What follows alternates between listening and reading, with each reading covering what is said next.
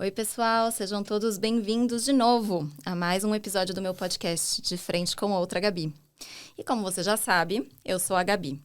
Esse podcast, não custa lembrar, está disponível tanto no YouTube quanto no Spotify. E se você tem gostado dos programas, não esquece de avaliar e deixar o seu comentário para que ele possa chegar em mais pessoas. Hoje a gente vai começar diferente. Eu queria ler um trecho de um livro que me marcou muito e que introduz bem o tema que a gente vai falar logo mais. Então vamos lá.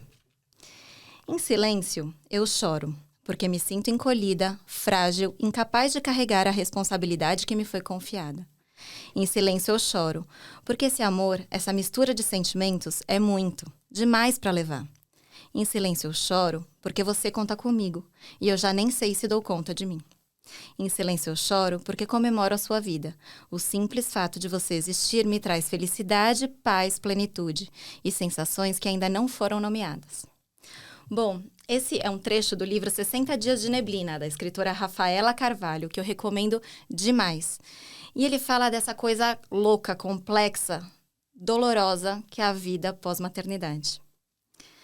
Agora, por que será que desde o dia 1, desde o momento 0, assim que nasce um bebê, assim que vem uma nova criança, imediatamente a gente se sente insuficiente? Por que a gente sente tanta culpa? E é justamente sobre isso que a gente vai falar hoje. A tal da culpa materna. Então toca essa vinheta aí, porque hoje o papo é dos bons.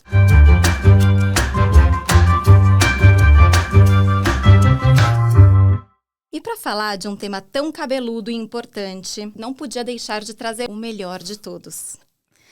Seria um eufemismo descrever o Paulo como um psicólogo. O Paulo, além de um excelente psicólogo, é também escritor, filósofo e especialista em direitos humanos. Ele é uma das pessoas mais cultas que eu conheço. Boa parte dos livros, músicas, poesias, poemas que eu conheço hoje e que eu tenho visto nos últimos anos, eu conheci porque foram recomendação dele. Mas para mim, o que melhor descreve o Paulo é a frase que ele mesmo coloca no seu perfil. Eu sou um cuidador de gente. E que mulher não precisa de um cuidador de gente na sua vida? Eu não consigo nem falar da profunda transformação que o Paulo teve na minha vida, sem me emocionar. E basta dizer que se esse podcast existe, ele é parte importante e integrante desse processo. O Paulo é dessas pessoas que têm um dom. E ficar na presença dele traz alívio e evolução. E quem melhor que uma pessoa que traz alívio para falar de um tema desse, que dói tanto, que é a culpa materna? Bom, para falar de culpa, de amor e das armadilhas da vida, seja bem-vindo ao De Frente com Outra Gabi, meu amigo e professor, Paulo Crespolini. Que lindo! Seja bem-vindo, querido.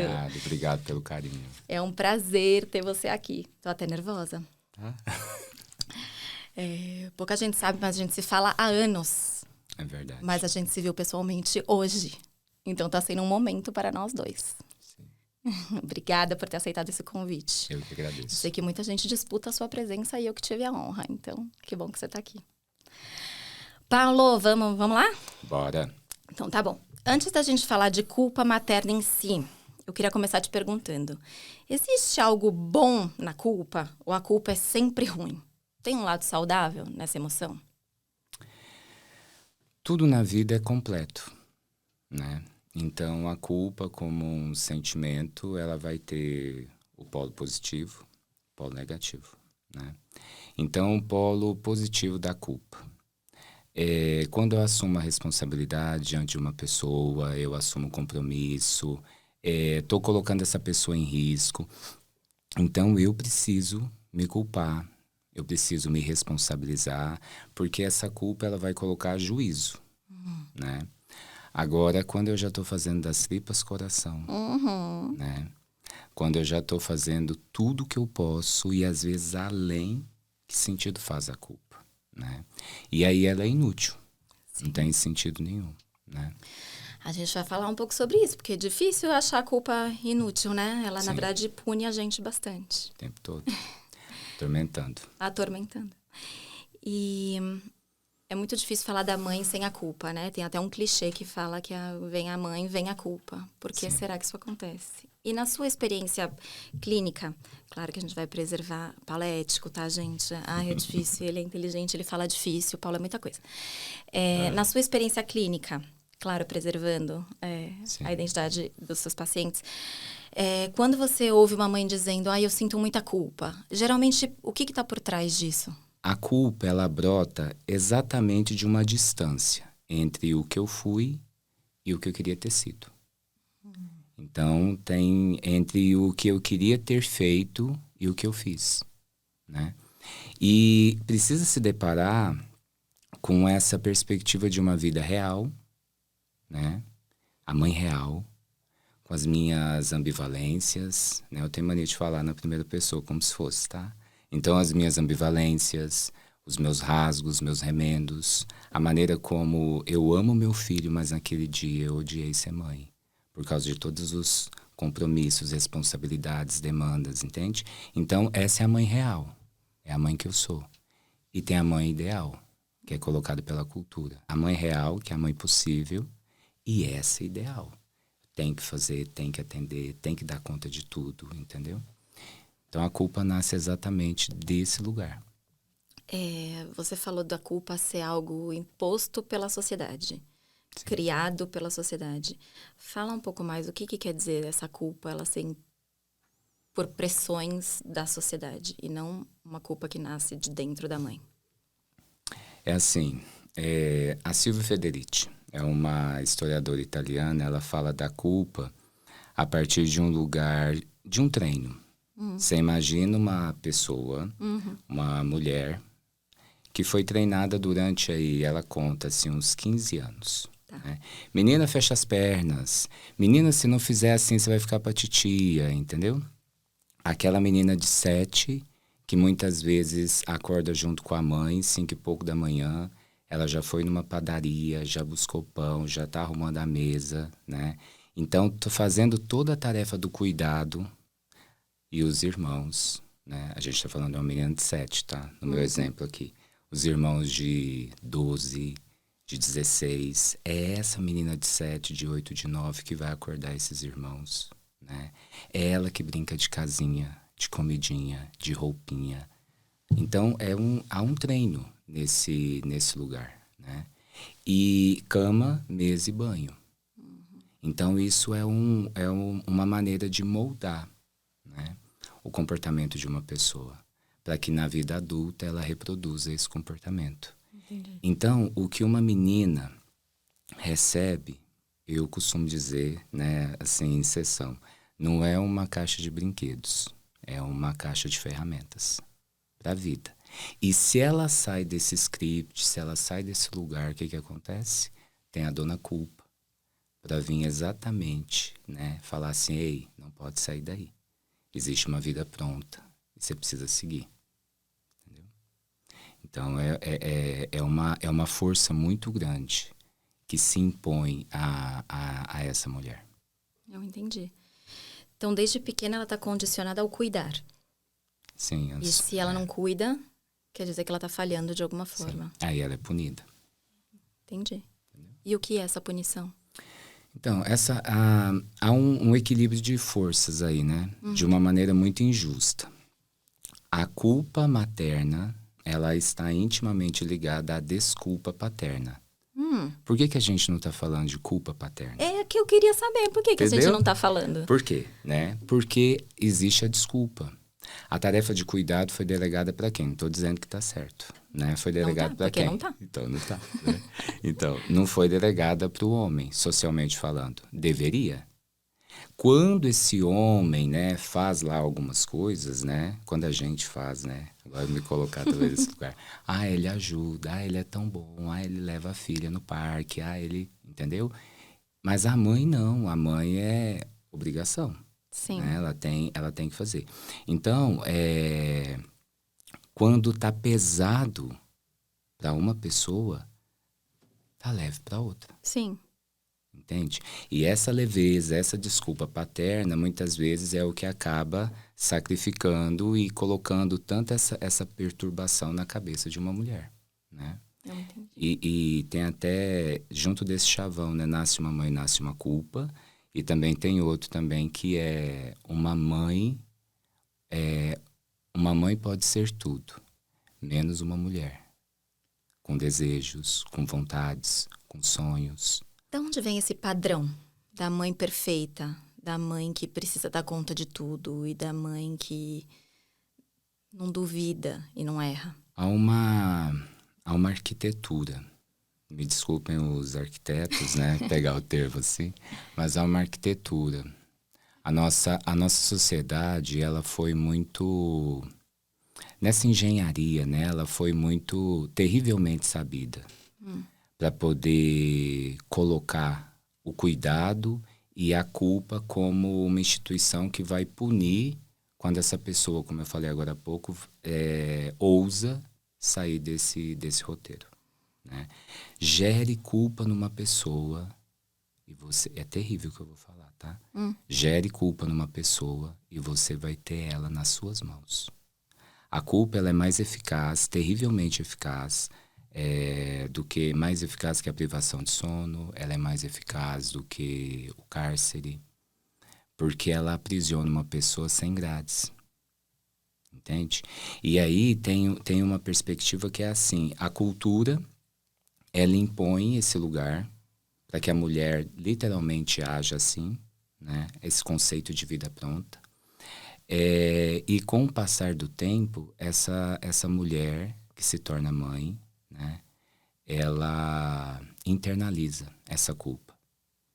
E aí ela é cobrada desde dentro. Isso é uma proeza nessa arquitetura, entende? Porque se correr o bicho pega, se ficar o bicho come. Se ela não der muita atenção para a cultura, que já chega com esse mandato, né? Ela é cobrada do lado de dentro. E se ela dá uma desimportância para esse lado de dentro, ela é cobrada do lado de fora. Então não tem escapatória nesse esquema, né?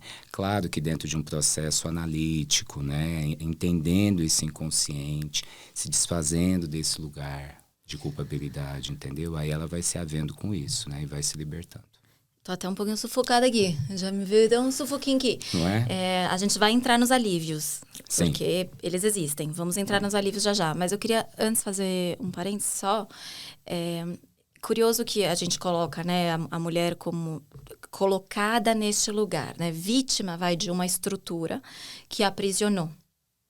Mas eu não sinto só uma pressão de homens versus mulheres. Deles contra elas. Então, ela precisa agir assim porque eles a colocaram nesse lugar. Mas as mulheres, entre si, eu vejo um apontar de dedos, uma cobrança da mulher para a mulher mesmo. Então, quando eu tive meus filhos, eu me lembro que... mas você vai dar chupeta? Nossa, ela vai dar chupeta. Mas você vai dar a fórmula? Meu Deus, ela vai dar a fórmula. E eu vi uma cobrança de mulher para mulher. Você já voltou pro peso? Como que você está se apresentando? Então, não é só do homem para a mulher, e sim por que a mulher faria isso com a própria mulher? Vou falar isso com muito cuidado. E aí, reconhecendo que eu também estou falando do meu lugar de homem e o que eu aprendo com as minhas pacientes, então, né? Com ressalvas que eu vou falar.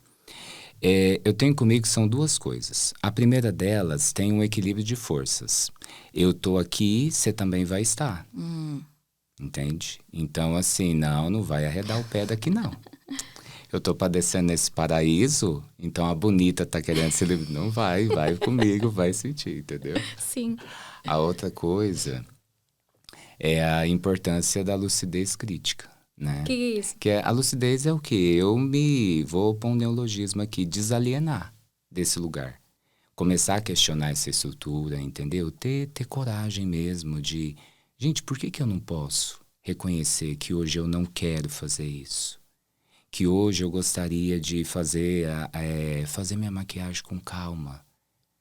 Vou ficar agora com meu filho, né, nesse sentido, e aí eu vou sair de qualquer jeito, né, de ter um tempo para poder sair com as minhas amigas, entende? Então, começar a questionar mesmo, por que eu não posso fazer?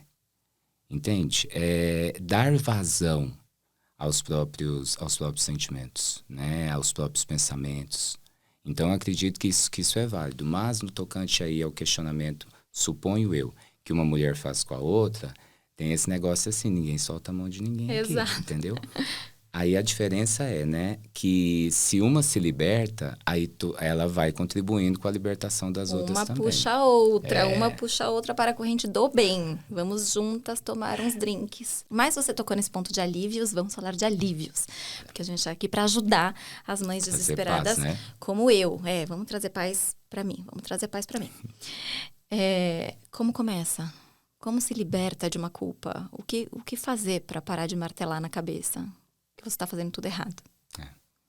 O Buber, filósofo da relação, ele vai falar assim: a culpa é uma autocontemplação estéril que não leva a lugar nenhum, senão a tortura de si mesmo. À medida que eu me deparo com a culpa, né, eu preciso entender a presença dela. E aí, primeiro, faz sentido eu me culpar? Eu estou faltando com um compromisso, porque assim, vamos falar de uma mãe de primeira viagem aqui no meu exemplo. Uhum. Eu estou faltando com um compromisso que eu estabeleci com essa criança, um ser que depende absolutamente de um adulto, um ser em pedaços, né? Então, assim, primeiro questionamento é esse: estou faltando? Está sendo nutrido, está sendo cuidado, né? Está doente, estou cuidando. Então, toda essa estrutura, né, está sendo correspondida. Tá? Então, qual é o sentido de me culpar? Para que ficar nesse lugar? Porque é uma tortura. É um desassossego. Uhum. Né? E lembrar que a culpa, assim, eu não vou falar que é traumático, mas é angustiante. A culpa tira, suponho eu, de muitas mulheres, isso eu aprendi na experiência do consultório, atendendo mães, ela me tira o direito de ser a mãe que eu quero. Ela me tira o direito de ser a mãe que o meu filho, a minha filha necessita. Porque já chega todo esse bololô de informações, entendeu? Não pode fazer assim, e uma renca de profissionais, entende? Dizendo, precisa ser assim, tem que dormir separado, não pode ser tal, tem que ter tantas sonecas por dia, né? Tem que amamentar até tal fase, tal. São tantos dizeres de profissionais, são tantos dizeres da rede de apoio, né? Porque tem a questão da rede de apoio, que é fofinha, que aconchega, que tá junto, mas tudo é completo. Não falei no começo, né? A culpa tem polo positivo e negativo. Então também tem o polo negativo, né? Dessa rede de apoio. Tem um preço também. Sim. Né? Então, são tantas informações que muitas vezes priva a pessoa. E aí chega um momento em que ela está performando uma maternidade. Mas não se sente a mãe real, a mãe que eu quero ser. Inclusive, celebrar a vulnerabilidade. Já fiz tudo para essa criança ficar calada, parar de gritar. E às vezes eu vou precisar colocar ela no colo, vou precisar chorar junto com ela e reconhecer ali a minha vulnerabilidade. Essa é a mãe humana, a mãe real. Né? E se pede tanto uma divindade de uma mãe, e por isso que num processo analítico a gente precisa convidar essa mulher a fazer uma travessia para a humanidade dela, porque isso é desumano. O imperativo que chega, né, mandatório, entende? Entendo. É um trabalho, é um desfazimento desse Sim. lugar permanente. E tem uma coisa que, enfim, a gente fala sobre isso, já virou até um clichê, mas o instinto materno, ele existe. Você sente coisas, quando aquele filho só podia ser seu filho, você só podia ser a mãe daquela criança. Vocês conseguem juntos interagir, mas eu acho que ela fica escondida, cada vez mais empurrada, né? Esse instinto materno fica longe. Porque são tantas recomendações e essa performance que você falou, que você não consegue acessar esse instinto materno, né? O que é o melhor para ele, o que é melhor para você e para essa criança nesse momento? Não consigo acessar, porque eu tô com aquelas outras regras na cabeça. E você fala dessa renca, né? Dessa junta médica que fala como você deveria agir, mas o que mais me angustia é que é uma rede contraditória, não é ainda que estão te dando um caminho. É uma que fala assim... Disciplina positiva, você nunca bata, você nunca fale, você nunca levante a voz, você nunca contradiga, você não... E a outra falando, se você não impuser limite, essa criança vai subir na sua cabeça e você não vai conseguir fazer mais nada e você tá dando plenos poderes e você vai piorar a saúde mental dessa criança. Então, é uma que vai contra a outra, né? E isso Sim. que deixa a gente maluco, porque você não sabe pra onde ir. E aí, o que eu tô entendendo do que você tá me falando é que onde você tem que ir é pra sua verdade, mas você só vai conseguir acessar a sua verdade se você tiver entendido quem é você e qual que é a sua Sim. humanidade, certo? Maravilhoso. É isso. Eu faço terapia com um psicólogo ótimo, você não sabe, te passa o Sério? contato dele Passa o depois. contato dele Ele é depois. mara. Muito bom, né? E tem que buscar a sua verdade. Eu queria voltar num outro ponto que a gente falou, onde você fala da culpa materna no sentido da mãe ter culpa de sair com as amigas, ou ter culpa de achar sei lá, um tempo pra ela, ou falar, daqui eu não passo, esse aqui é meu limite, vou me maquiar com calma. Enfim, falamos de alguns exemplos aqui. A culpa materna que eu sinto, e que eu acho que outras pessoas sentem também, ela vem de um lugar bem dark, assim, eu acho, bem profundo, que eu não tenho essa culpa, talvez já tive, mas eu não tenho essa de, eu vou poder achar um tempo pra mim, será que eu posso achar um tempo pra mim ou não? A minha, eu penso puxa, será que essa atitude que eu tô tomando hoje vai traumatizar essa criança pro resto da vida? É inevitável traumatizar seus filhos. Você vai traumatizar de qualquer jeito. Então, mas eu não fico confortável com você vai traumatizar de qualquer jeito. Eu não quero traumatizar eles. Ou então, será que essa atitude vai fazer com que ele fique depressivo no futuro? Ou que ele não seja feliz? Ou será que esse exemplo... Então, é uma culpa que não é da permissão de eu ter um tempo para mim. Eu tô ok com esse tempo para mim. É uma culpa de, será que cada decisão, será que cada frase, será que cada atitude que eu tô tendo vai culminar num desastre? É aqui que eu tô, nesse lugar aqui do desastre. E aí, isso que fica me martelando na cabeça, né? Dá um conselho aí pra mim, Paulo. Como é? E uma frase? Uma frase. Eu gosto de Excel com lista, você sabe. Tá. Vamos pensar o seguinte. Existe a socialização primária, que ali, dentro de uma estrutura, são com os primeiros cuidadores, né? E existe a socialização secundária, que é com quem essa criança vai interagir, certo? Olha só a sua pergunta, porque dá a impressão de que é só a mãe que educa a essa criança, né? E aí a gente vai lembrar de Foucault. Foucault vai falar do papel da religião, o papel da sociedade, o papel da escola, o papel da família. Claro que em cada fase essa criança vai sendo cada vez mais inserida nessas instituições sociais. Então, assim, essa galera toda que educa uma criança. Mas é imposto a quem? A mãe, que se ela falar isso vai gerar um trauma. Sim.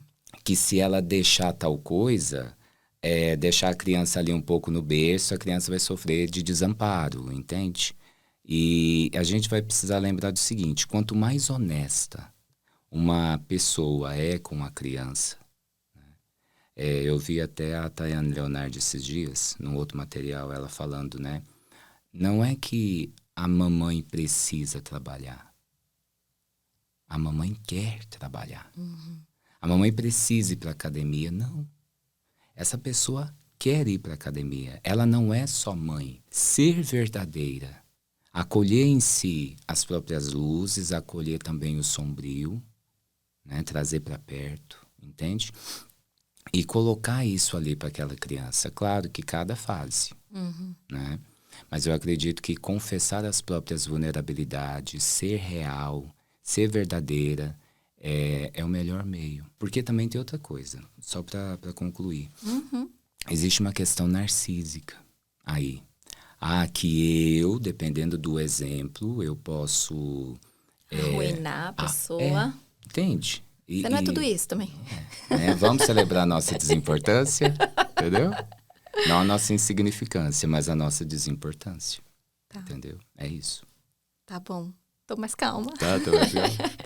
Você sabe que a Naline, amigona minha, ela teve aqui num primeiro episódio e ela falou uma coisa que me chamou muita atenção e eu me pego pensando nisso às vezes. Ela fala que muitas vezes a gente quer ler um livro começando pela página 200, né? Então a gente quer saber como que eu vou ser uma boa mãe de adolescente. Mas seu filho tem 3 meses. E você já quer ser como que você vai ser essa boa mãe. essa mãe do adolescente, ela não tá pronta ainda, né? Essa mãe, ela vai ficando pronta. À medida em que essa criança vai crescendo e pedindo coisas, né? E essa troca vai acontecendo. Então, não dá para saber essa mãe do futuro como ela vai ser, ou essa mãe... Todas essas preocupações e angústias que a gente tem, né? Ah, será que meu filho vai ser feliz quando ele for adolescente? Eu não tenho como responder isso agora, né? A minha mãe me criou com uma frase que o tempo todo eu uso ela muito agora pros filhos. Mãe, não vamos nem entrar e falar de mãe, é outro episódio. Mãe, amo. Mas ela fala, joga amor que dá certo. Então, essa era a receita dela. Eu falo, tô na dúvida, é pra cá ou é pra lá? Ela, joga amor. E aí a gente vê o que vem, joga amor. Isso me traz um pouco de paz, porque eu falo, bom, eu dei amor. E vamos ver o que vem com isso e a gente vai trabalhar com as ferramentas que tem. E tudo bem não ter todas as ferramentas, né? Sim. Ninguém tem. Isso. Todas as ferramentas. Tem mais algum exercício prático que a gente possa fazer no dia a dia e que a gente possa... para acalmar o nosso coração, pra gente, enfim, parar, pensar e se reequilibrar sozinho em casa, interrompendo quando você entrar naquele ciclo. Socorro, tô fazendo tudo errado. Panela queimando, filho gritando, chefe ligando. O que a gente pode fazer? Tem um exercício que a gente faz em análise, que é o seguinte. Às vezes a gente precisa pessoalizar essa culpa. Porque senão ela fica muito, muito gigante, entendeu? Ela fica muito apoteótica. Com todo respeito a quem gosta do carnaval, ela fica parecendo um desfile das escolas de samba, entendeu? Ela chega pomposa, ela chega atrasada, né? Ela chega depois também, né? Então eu preciso dimensionar isso, né? E aí eu pessoalizo, eu imagino essa culpa, como que ela é. E aí tem todas tipo as figuras. Pessoa? Eu imagino como uma pessoa, entendeu? No momento ali, no momento de relaxamento, no banheiro, no momento de... Aí se a pessoa tiver uma espiritualidade, seja onde for, no momento introspectivo. Pronto, né? E aí ela imagina essa culpa. E ela conversa com essa culpa. Eu costumo brincar assim, puxa a cadeira com o sentimento, puxa a cadeira, põe o sentimento para sentar, oferece pão de queijo, um café, deixa eu conversar com essa dita cuja aqui, entendeu? Conversa com ela, né? E expõe para essa culpa todos os momentos de conquistas, todos os sacrifícios, todos os sonhos que foram abdicados. O histórico. Eu acredito que é fundamental para uma mulher que se transformou numa mãe, porque também tem a mulher que não se transforma numa mãe e é plenamente mulher. É uma escolha. Claro, né? Claro. Mas outras tantas escolheram esse lugar. E ao escolher esse lugar, visita a história e conversa com a culpa. E aí a gente começa a estabelecer uma relação mais horizontal, né, com ela. Nada de jogar na cara, mas é muito no sentido de chegar e se posicionar. E ao fazer isso, eu não estou falando com a culpa. Eu estou me reconhecendo dentro da minha história. A mãe que eu fui, a mãe que eu tenho conseguido ser. Porque é disso que se trata, né? Cada um é o que pode, cada um é o que consegue, cada um é o que sabe. Quanto mais a gente assume isso, menos culpa a gente vai sentir. Entende? Que lindo, entendo, que lindo. E aí o exercício é esse, entende? Conversa com a culpa e visita a história. Porque essa visita vai me devolver para mim. E eu vou me reconhecer e vou ver a inutilidade, a inutileza de uma culpa. E ela sai de fininho, né? Deus queira. Vamos torcer. Todo dia esse desafio. Perfeito. Eu amei esse exercício, já vou começar agora. Você acha que é possível criar filhos sem sentir culpa? Não. Por causa da cultura. Só por causa da cultura? O povo vai falar assim, nossa, esse menino tem questões, Não gosta da sociedade. Não gosta da sociedade, né? Eu vou falar assim por causa dessa arquitetura. Tá. Entende? Às vezes essa culpa vai aparecer mesmo porque preciso, entendeu? Eu podia ter posto uma almofada ali, essa criança rolou, e eu vou me culpar porque eu vou lembrar agora que essa almofada precisa, homens e mulheres, tá? Acabei precisa de lembrar estar ali. que eu deixei ele cair. Eu acabei de lembrar que caiu mesmo, eu não pus a almofada. Pois é. E essa culpa vai estar ali no sentido positivo para me recordar. Pronto, entendeu? Mas aqui a gente está falando da culpa no polo negativo, né? É muito difícil e seria utópico. E aí eu falaria que o processo seria mais o inverso, né? Eu gosto de colocar uns neologismos aí, é o desfazimento desse lugar de culpa, porque já está pronto, entende? É vida pronta. Entendi. Você tem que lutar para ir Para contra a se corrente. desfazer desse lugar. Como é difícil. Sim. Sabe que eu vou contar um caso engraçado que eu lembrei justo com esse seu exemplo. Mas quando o Davi era bem pequenininho, e você já viu o Davi bem, já conhece ele? Sim. Eu me lembro, já estava numa fase de acordar às 5 da manhã, enfim, madrugam, né? Você tá cansada, exausta. E era o domingo de Dia das Mães. E justo o Davi, enfim, tinha acordado super cedinho e eu deixei ele no sofá e fui, acho que, pegar uma água. Ele tinha meses. E aí ele rolou e caiu do sofá. E eu fiquei apavorada e aquilo, ver se bateu a cabeça e tudo. E logo na sequência, meu marido trouxe o meu presente do Dia das Mães. E era assim uma foto, nossa, escrito: obrigada por cuidar tão bem da gente. Você é tão cuidadosa. E eu pensando, eu não sou, eu sou horrível. E até mães boas deixam cair. Acontece. Sim, tá tudo bem. É ambivalência, gente. Sim. Entendeu? Ai, Paulo, é tão bom falar com você. A gente sai, ó. Paulo, vou caminhar pro final do nosso episódio. Tá tão bom. Tá muito bom. A gente pode... Ih, meu filho, isso aí vai dar tema pra gente falar muitas semanas. Mas eu queria te fazer uma última pergunta. Penúltima, que a última é sempre a mesma. Mas a penúltima pergunta, que é sobre o papel do parceiro. Seja ele o outro que gerou a criança. Então, seja ele o marido, o namorado, aquele que tá contigo. Qual que é o papel do outro para ajudar nessa quebra de ciclo da culpa? Como que eles podem enxergar, entender essa culpa e ser ativo para quebrar essa corrente que a gente falou? Talvez a minha resposta ela vá numa direção assim de então não tem o que fazer, né? Tem. É porque tem algumas coisas que não dá pra gente gerar numa pessoa. Exemplo: delicadeza, sensibilidade. E um homem com um feminino bem desenvolvido, ele precisa, tem masculino e feminino, todo mundo, independente do gênero. Então, o homem, ele tem a sensibilidade, ou precisaria ter a sensibilidade, né? Bem desenvolvida, né? Então, só que são momentos muito diferentes, né? Esse homem, ele se torna pai, normalmente, quando ele vê essa criança, né? Então, é difícil, por exemplo, respeito, consideração, responsabilidade. Como é que gera isso numa pessoa, né? Então, eu acredito que tem uma etapa anterior que isso precisa ser observado. Como é que essa figura, seja o pai, né? Eu falo pai ou essa pessoa mais próxima que vai estar comigo, né? Sim. Com a mãe. Então, conseguir perceber isso talvez um pouco antes. Ou também muito diálogo, muita conversa, para que essa pessoa, assim, ela tenha uma percepção de que ela precisa mudar, né? Mas tem algumas coisas que não dá para gerar numa pessoa.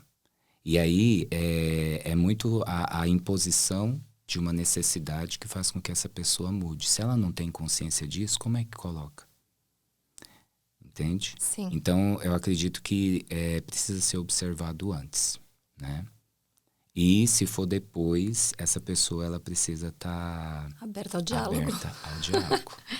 E a gente, como uma provocação das mães de meninos, vamos tentar dar exemplos e educar para que não façam parte dessa construção social em que se espera o que se espera da mulher, ou que se imponham o que geralmente se impõe, como papéis para cada um, né? Sim.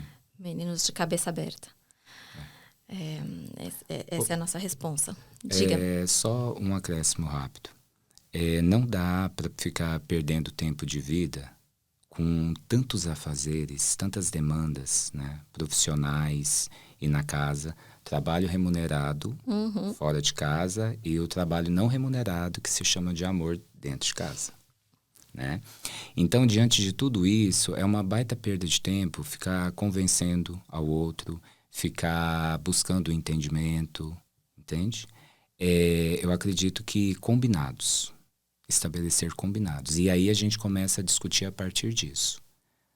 Né? Vamos combinar, vamos dividir, entendeu? Então, a gente ganha tempo quando a gente faz isso, porque ter que ficar construindo com uma pessoa, fazer com que ela entenda isso, não adianta.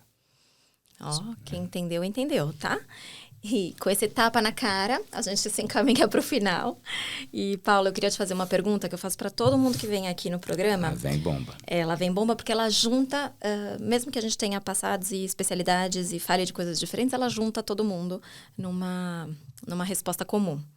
E a pergunta, que são duas, é: qual é o melhor e o pior conselho que você já recebeu e por quê?